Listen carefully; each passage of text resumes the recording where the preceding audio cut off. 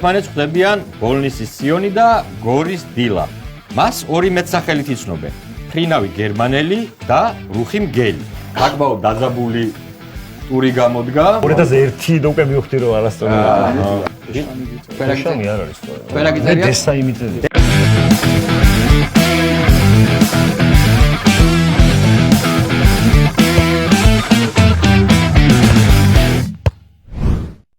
მოგესალმებით ყველას. ქართული ფეხბურთის განვითარების ფონდი და Sports Production Studio წარმოგიდგენთ ფანების ლიგას, საფეხბურთო ინტელექტუალურ პროექტს.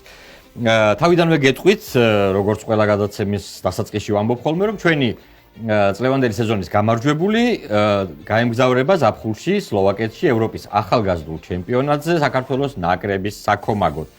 და დღეს გვაქვს მორიგი მეოთხედფინალური შეხვედრა, რომელიც ერთმანეთს ხვდებიან ბოლნისის სიონი და გორის დილა.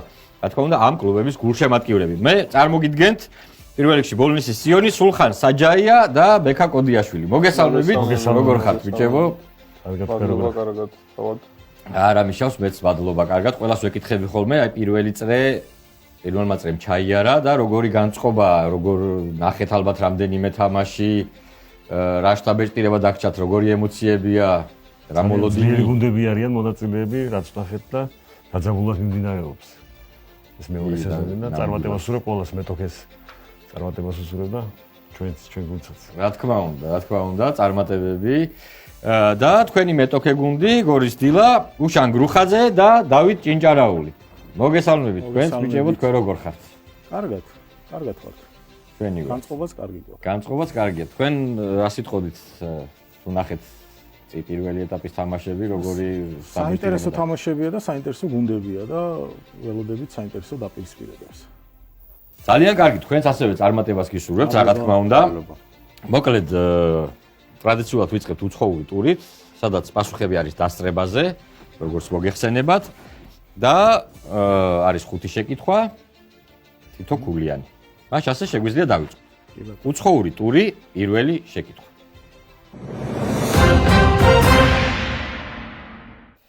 ეს კაცი ფრანგული ფეხბურთის ერთ-ერთ ლეგენდად ითვლება, თუმცა წარმოშობით პოლონელი გახლავთ.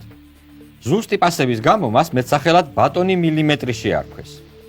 ის პირველი ფრანგია, რომელმაც ჩემპიონთა თასი მოიგო და ასევე პირველი ფრანგი, ვინც ფრანს ფუტბოლის ოქროს ბურთს დაასწრო ბოლნისის სიონმა. რაიმონ კოპა თუ ვწევია. რაიმონ კოპა არ ხდება, ნამდვილად სწორი პასუხია რაიმონ კოპა და 1-0 დაწინაურდა სიონი. მეორე შეკითხვა. მას ორი მეტსახელით იცნობენ. ფრინავი გერმანელი და რუხი მგელი. კარიერის საუკეთესო წლები ბრემენის ვერდერში ისევ სიონმა დააჭირა. აი ახლა მე მგონი ვიჩქარე, მაგრამ რუდი ფიოლერი. არ იჩქარე, მინდა გითხრა, სწორი პასუხია რუდი ფიოლერი, 2-0 ანგარიში. მარტო მეტსახელებით უკვე ესე იგი გაგახსენდა. მეტსახელი დავაზარდა ბრემენის ვერდერში დამშნო ეგარ მახსოვდა. ხო. 2-0 ანგარიში და შემდეგი შეკითხვა. 2004-2005 წლების სეზონში, როცა ლივერპულმა ჩემპიონთა ლიგა მოიგო, ამ ტანმაღალმა მცველმა აბსოლუტურად ყველა დაასწრო გორის დილამ. ტანმაღალზე გამახსენდა ფინელი სემი ჰიპია. სწორადაც გაგახსენდა სემი ჰიპია. ტანმაღლები არიან პრინციპში იყვნენ, მაგრამ ნუ ხო სემი ჰიპია გამორჩეული იყო. რა თქმა უნდა, 2-1 ანგარიში. შემდეგი შეკითხვა. მეორე მსოფლიო ომის შემდგომი წლებიდან დაწყებული, მასზე მეტი გოლი იტალიის ნაკრებში ნახევარმცველს არ გაუტანია. ამ 21 ბურთიდან 3 მან საქართველოს ნაკრების კარში შეაგდო. 2006 წელს ის სერიას საუკეთესო ახალგაზრდა ფეხბურთელად აღიარეს. 2009 წელს კი უკვე დიდებში მოიგო ეს ტიტული. თუ ბუენოს-აირესის ბოკა ხუნიორში ჩატარებულ 5 თამაშს არ ჩავთვლით, კარიერა მთლიანად მშობლიურ კლუბს მიუძღვნა, სადაც ყველა შეჯიბრებაში 616 ჯერ ითამაშა. უცნაურია, მაგრამ ამ შედეგით კლუბის ისტორიაში მეორეა. აბა, თუ გვახსენდება ასეთი ფეხბურთელი, რომელმაც საქართველოს ნაკრებს 3 გოლი შეუგდო სამწუხაროდ. არ გვახსენდება, არც ის პრინციპში, აბა, გისმენთ? დელ პიერო. არ არის დელ პიეროს სწორი პასუხი. თქვენ ხო არ გაქვთ რამე ვერსია? არ გაქვთ. კარგი, მაშინ გავაკეთე დანიელე დე როსი არის პასუხი და უცხოური ტურის ბოლო შეკითხვა. 2003 წლის შემდეგ სულ 3 ინგლისელი აღიარეს ევროპის საუკეთესოდ 21 წლამდელთა შორის. პირველი უეინ რუნია, მესამე ჯუდ ბელინგემი გახლავთ. მეორე კი ეს გარემარბი, რომელიც იამაიკის დედაქალაქ კინგსტონში დაიბადა 1994 წელს დაასწრო გორის დილამ. რახიმ სტერლინგი ხომ არ არის? არის. იბადო 2-2 დასრულდა უცხოური ტური, საკმაოდ დაძაბული ტური გამოდგა, დაწინაურდა ბოლნისის სიონი, მაგრამ წამოეწია გორის დილა და შემდეგ გახავთ ფოტოტური.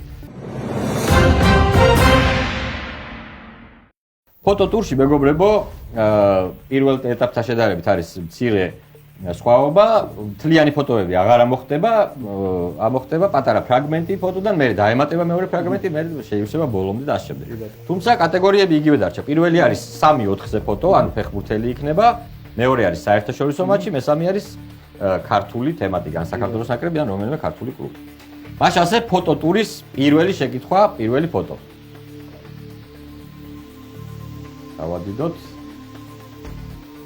აბა თუ გვეცნობა ასეთი მხოლოდ ამ ფრაგმენტით. თუ არ გვეცნობა, შეგვიძლია არ ვიცი. გავიდა დაახლოებით 5 წამი, შეგვიძლია მეორე ფრაგმენტი დავამატოთ. აბა, ეხლა თუ ვიცანით, დააჭირა ბოლნისის სიონმა. რაშფორდს გავს არ ვიცი. არ არის რაშფორდი. არ არის რაშფორდი. თქვენ შეგიძლიათ თუ არ გაქვთ ვერსია, ბოლომდე გავხსნათ მაშინ. ასე თუ ვიცანით? კი, ეს არის არონ ვინტერი. კი ბატონო, არონ ვინტერი არის. ორი პასუხი და 3-2 გორის დილა გავიდა წინ. შემდეგი ფოტო საერთაშორისო მატჩიდან. რომელიმე ან ჩემპიონთა ლიგის, ან რაღაც ისე დიდი ფორუმის, მსოფლიო ან ევროპის შემდგომ. გავუშვათ პირველი ფრაგმენტი. აბა. მხოლოდ ამ კადრით თუ მივხვდებით, არც თუ ისე ახალი ეპოქაა, როგორც ხვდებით. არ ჩანს ჯერჯერობით პასუხი, ამიტომ დავამატოთ კიდევ მეორე ნაწილიც. აი, აქეთ უკვე მეორე გუნდიც გამოჩნდა. კიდევ არ ჩანს პასუხი და ბოლომდე ვაჩვენოთ მაშინ მთლიანი ფოტო.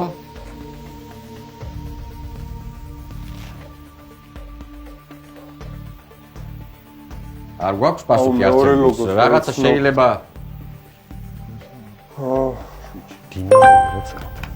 გორის დილამ დააჭირა. ის პორტუარი თუ არ ვწდები. ეს უნდა იყოს ჩემპიონთა ლიგის, ჩემპიონთა თასის ფინალი. გუნდს ვეცნობ მეორე. ნუ ორი ამ სიტუაციაში ორივე გუნდი უნდა ვთქვათ და პორტუ ვერ ვიხსენებ. ვერ იხსენე. თქვენ ხო არ გაქვთ რაიმე ეს უნდა იყოს ფინალი მართლა მე მგონი სწორად. არა, ფინალი არა. მოურინიო რომ მოიგო, ფინალი ხო არა. არის თუ გაქვთ რამე ვერსია ორი გუნდი მითხარით არა, ის თამაში არ არის. პორტუ მონაკოზია საუბარი, ის თამაში აშკარად არ არის უფრო ძველი თამაში. არა გაქვთ თქვენს ესე იგი სხვა ვერსია არ გაქვთ. აი მეორე გუნდს ვერ ვცნობ და ეს პორტუა მაგ. ო, მეორე გუნდი ცოტა რთული საცნობია მაგ ფორმებით ალბათ. კარგი, რადგან არ გვაქვს სწორი პასუხი, გეტყვით ეს არის 1987 წლის ჩემპიონთა თასის ფინალი პორტუ ბაიერნი. ვერ გავიხსენე. მიუხედავად ბაიერნია მეორე გუნდი 2-1 დამთავრდა ის შეხვედრა. ანგარიში დარჩა ისევ 3-2 და ბოლო უკვე ორქულიან კითხვებზე გადავედით. ბოლო თემატიკა არის ქართული თემატიკა, როგორც მოგეხსენებათ და ნახოთ პირველი ფრაგმენტი.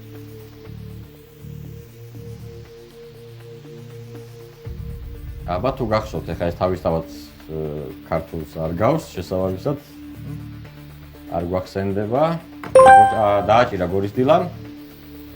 სენტ-კიტსი საქართველო. კი ბატონო, სწორი პასუხი საქართველოს სენტ-კიტსი და ნევისის თამაში არის და 5-2 გახდა ანგარიში ორქულიანი შეკითხვა იყო გორის დილამ. 3-0 დასრულდა ეს შეხვედრა მესხის სტადიონზე. და ესეთ უცნაური თამაში იყო სენტ-კიტსი და ნევისი ცოტა ისეთი ის არის ეგზოტიკური ამბავი არის ამ ნაკრებთან თამაში. თურმე ქონდათ მე მგონი ევროპაში რაღაც ესეც. ჩემმა ირლანდი, ჩრდილოეთ ირლანდიელმა მეგობარმა დაწერა, აქ იყო ჩამოსული სხვადასხვა სტუმრობდა და თამაშეთ წამოვიდა ეხლა ერთად და სტატუსი ეწერა მე ძალიან გაუცებული იყო რომ ჯერ საქართველოს სენტ-კიტსი და ნევისი ეთამაშებოდაო და მეორე ლუდი არ იყიდებოდა რაღაცა სტადიონზე. ნუ მაშინ ეთქობა ჯერ აღარ მახსოვს კარგად, მაგრამ ეგეთ სიტუაცია. 5-2 ანგარიში, მაგრამ ჯერ ყველაფერი წინ არის მეგობრებო. ქართული ტური გვაქვს წინ, სადაც ყველა კითხვა არის ორქულიანი. მაშინ ასე ვიწყებთ ქართულ ტურს და ქართული ტურის პირველი შეკითხვა.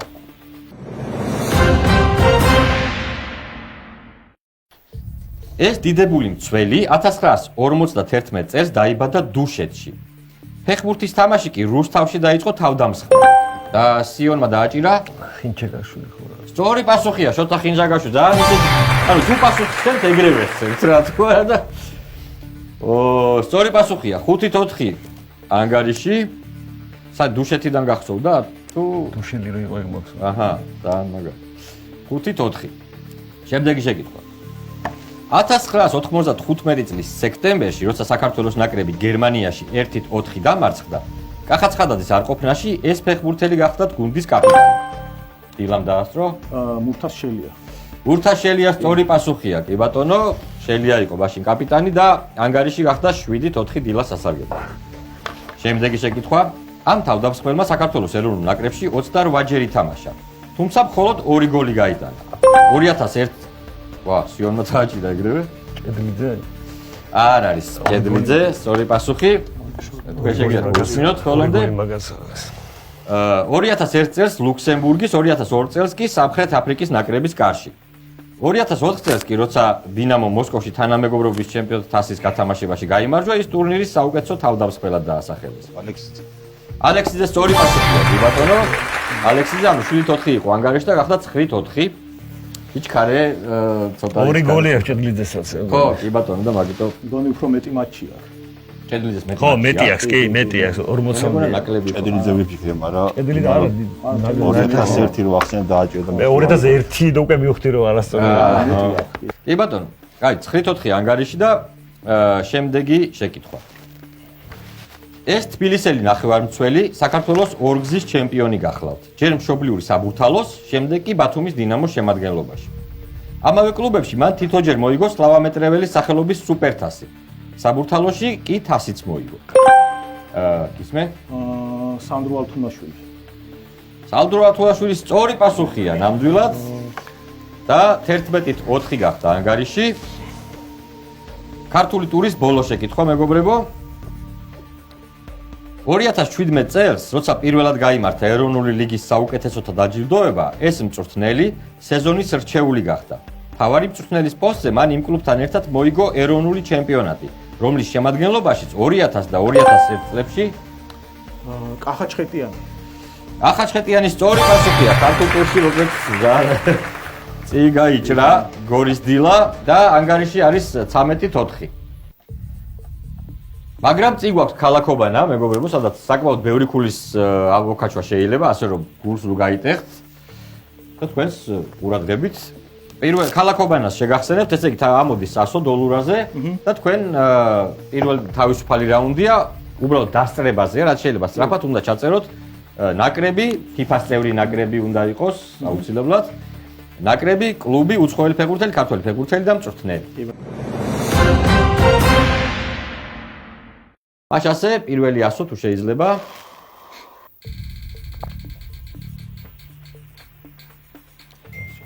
ასობგერა კ. მაშინ ასე ნაკრები, კლუბი, უცხოელი ფეხბურთელი, ქართველი ფეხბურთელი და მწვრთნელი. დაასრულა ბოლნისის სიონმა. კამერებს ვაჩვენოთ თუ შეიძლება.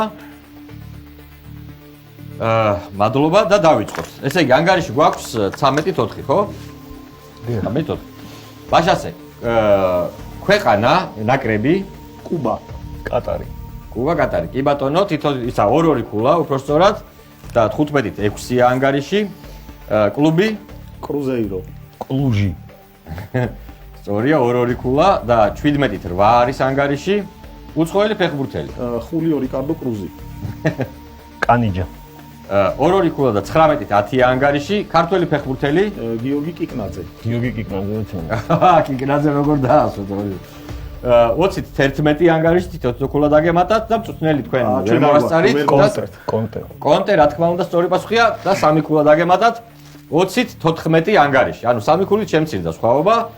6 ქულა მხოლოდ ანგარიში სხვაობა 20-14 და შემდეგი ქალაქობანა შემდეგი რაუნდი ამოვა 100, ოღონდ ახლა უკვე თქვენით აღარ წერთ, მე ვსვავ კითხვებს, ყველა პასუხი იწყება იმ 100-ზე, რა 100 ამოვა, მე ვსვავ კითხვებს და თქვენ უკვე ამის მიხედვით აქ უკვე დასწრებაზე აღარ არის, ბოლომდე წავიკითხავ კითხვებს და ნახოთ ვის რა შედეგი გვექნება. მაშ ასე დავატრიალოთ რა 100 ამოვა.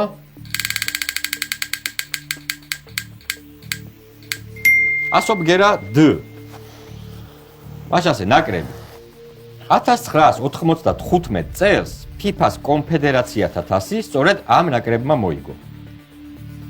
1995 წელს FIFA-ს კონფედერაციათა თასი სწორედ ამ ნაკრებმა მოიგო. კლუბი 1975 და 1986 წლებში თასების თასის გათამაშებაში ამ გუნდმა გაიმარჯვა. 1975 და 1986 წლებში თასების თასის გათამაში, UEFA-ს თასების თასის გათამაშებაში ამ გუნდმა გაიმარჯვა. უცხოელი ფეხბურთელი. საფრანგეთის ნაკრებთან ერთად 1998 წლის მსოფლიო და 2000 წლის ევროპა მიყოლებით მოიგო და მხოლოდ ამის შემდეგ გახდა ნაკრების კაპიტანი. საფრანგეთის ნაკრებთან ერთად 98 წლის მსოფლიო და 2000 წლის ევროპა მიყოლებით მოიგო და მხოლოდ ამის შემდეგ გახდა ნაკრების კაპიტანი. ქართველი ფეხბურთელი. მიუხედავად იმისა, რომ საქართველოს 4 გზის ჩემპიონი და ჩემპიონატის 2 გზის ბომბარდირია, ნაკრებში სულ ერთადერთხელ ითამაშა. მიუხედავად იმისა, რომ საქართველოს 4 გზის ჩემპიონი და ჩემპიონატის 2 გზის ბომბარდირია, ნაკრებში სულ ერთადერთხელ ითამაშა. დამწვრთნელი 2007 წელს კოპა ამერიკა ბრაზილიას ამ მწვრთნელმა მოაგებინა. როგორ 2007 წელს კოპა ამერიკა ბრაზილიას ამ მწვრთნელმა მოაგებინა. 2007 წელს კოპა ამერიკა როცა მოიგო ბრაზილიამ, ეს მწვრთნელი იყო ამ ნაკრების ხელმძღვანელი მოკლედ. ვაშ ასე დავასრულეთ და შეგვიძლია ვაჩვენოთ ისევ კამერებს თუ შეიძლება. სიონს ბოლო ორი არ გიწერიათ. ანგარიში გვაქვს 2014 და ვიწყებთ. ესე იგი, FIFA-ს კონფედერაციათა თასი 95 წელს ამ ნაკრებმა მოიგო.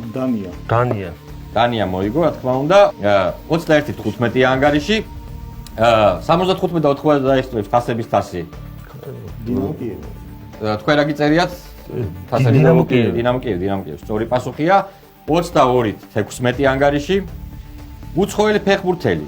ნაკრებთან ერთად მსოფლიო და ევროპა მოიგო და მხოლოდ ამის შემდეგ გახდა ნაკრების კაპიტანი.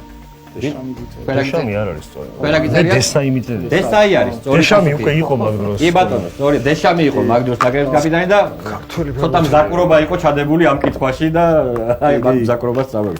მარსელ დესაი სწორი პასუხია და სამი ქულა ბოლნისის სიონს, შესაბამისად 22-19 ანგარიში. ქართველი ფეხბურთელი, რომელიც 4 გზის ჩემპიონი იყო და 2 გზის ბომბარდირი, მაგრამ ნაკრებში ერთხელ ითამაშა. ჯაბადვალი. თქვენ ვერ გაიხსენებთ ჯაბადვალი. სამი ქულა თქვენ 25-19. 25-19. ერთი თამაში აქვს ეგვიპტესთან. ერთი თამაში აქვს რა თამაშები. ჯაბა. 25-19 და მწვრთნელი, რომელმაც ბრაზილიას 2007 წლის კოპა ამერიკა მოიგო. დუნგა. თქვენ არაფერი ხო? სამი ქულა თქვენ და 28-19 ანგარიში.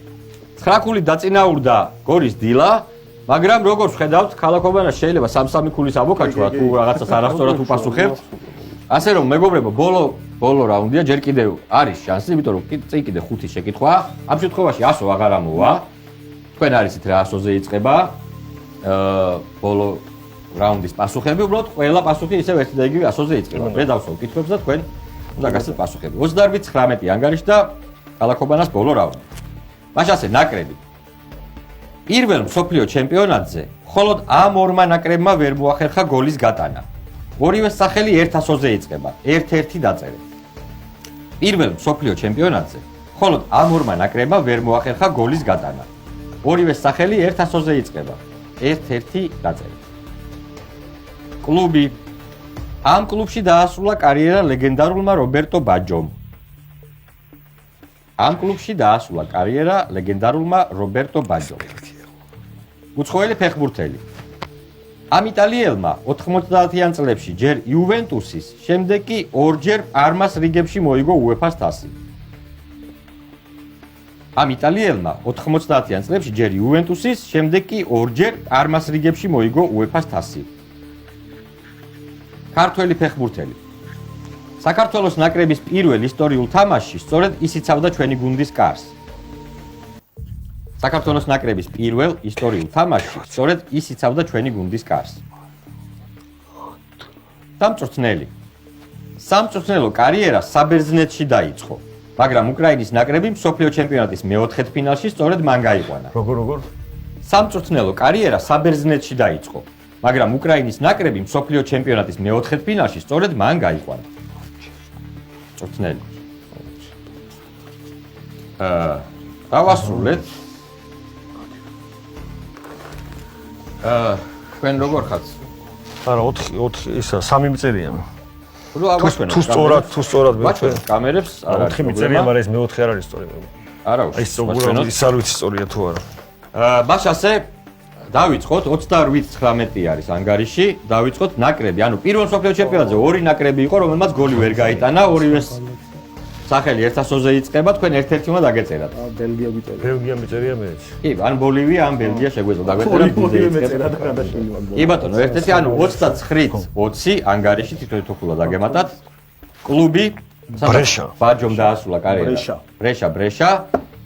30-21 ანგარიში. ფეხბურთელი, უცხოელი ფეხბურთელი, რომელმაც ჯერ იუვენტუსში, შემდეგ კი ორჯერ პარმას რიგებში მოიგო UEFA-ს თასი. ეგ არ მიწერია ჩვენ. მე არ ვიცი ზუსტად, მაგრამ დინო ბაჯო დავწერე და. ზუსტად ცოდნია. დენვია. რინო ბაჯო იყო ეგ. იუვენტუსში არ მახსოვს, მაგრამ პარმაში რო ორჯერ მოიგო. კი ბატონო, სწორად დაგიწერია. 30-24 სამი ქულა დაემატა ბონისისიოს, გორის დილას არ ქონდა პასუხი.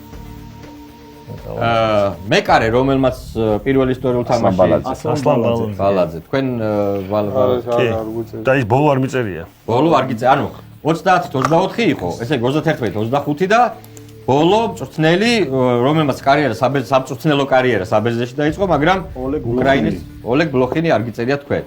ესე იგი 34-25 ასეთი ანგარიშით გაიმარჯვა გორის დილამ, გილოცავთ მეგობრებო, ბონისისიოსკი, ჩემი ძალიან დიდი აპლოდისმენტები და ჩემი ძალიან დიდი პატივისცემა შესანიშნავი თამაშისთვის, შესანიშნავი პირველი თამაშისთვის და ძალიან მაგარი მეორე თამაშისთვის. მართლა სიურპრიზი იყო, არ გიცნობდით აქამდე თქვენ და სიურპრიზი იყო თქვენი თამაშის ხილვა და ძალიან ნასიამოვნები დავრჩი მოკლედ და იმედია რომ შემდეგ სეზონში ისევ გვესტუმრებით და კიდევ უფრო მეტ წარმატებას გისურვებთ. ძალიან დიდი მადლობა თამაშისთვის, წარმატება ბონისისიონსაც. რა თქმა უნდა, წარმატება თქვენ, ბიჭებო, მადლობა თამაშისთვის. თქვენ კი გილოცავთ, მეგობრებო, ნახევარფინალში გასვლას. ძალიან პირველი თამაშიც ძალიან მაგარი იყო. დღეს შედარებით უფრო ისეთი დაძაბული თამაში იყო, რაღაც ბოლო მომენტამდე არ იყო გარკვეული, რა და როგორ იქნებოდა. მაგრამ ნუ ძალიან მაგრად ითამაშეთ, გილოცავთ, რა თქმა უნდა, გამარჯვებას, ასევე წარმატებას გისურვებთ. ნახევარფინალში. მე კიდევ ერთხელ შეგახსენებთ, რომ ჩვენი პროექტის წარმომადგენელია ქართული ფეხბურთის განვითარების ფონდი და Sports Production Studio. ჩვენი პროექტის გამარჯვებული, ამ სეზონის გამარჯვებული კი გაემგზავრება სლოვაკეთში ევროპის ჩემპიონატზე საქართველოს ნაკრების საქომაგოდ. მე სულ რამდენიმე დღით გემშვიდობებით, კარგად ვზანდებოდი.